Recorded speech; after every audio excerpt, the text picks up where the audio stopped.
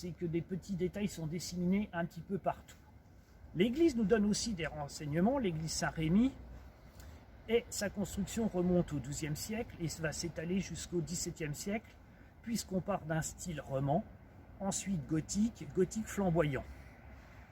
À l'intérieur, un magnifique retable du XVIe siècle, d'ailleurs extrêmement rare en France. Après une belle restauration, il a retrouvé sa place. Ce que l'on peut dire aussi de Megnéville, c'est un petit peu plus loin, vous le verrez dans la deuxième partie, la Maison Blanche. Alors non, pas la Maison Blanche en lien avec celle des États-Unis.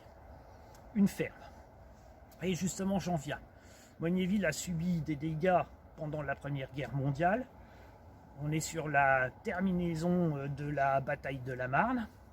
Et ça donnait accès surtout à Revigny et son nœud ferroviaire. On sait aussi également un fait extrêmement douloureux, encore présent dans la mémoire, moins connu qu'Ouradour-Souglane, la vallée martyre de la Sceau.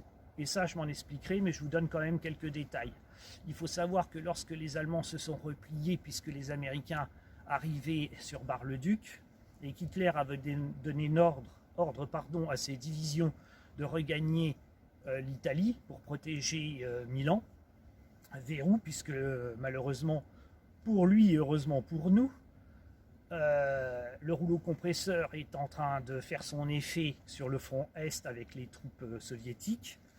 Au sud, le débarquement en Sicile puis l'Italie fait que les Alliés remontent par le sud de l'Italie. Et ensuite, le débarquement sonne le coup de grâce en Normandie. Et donc, les troupes alliées sont déjà bien avancées, appuyées par le débarquement de Provence.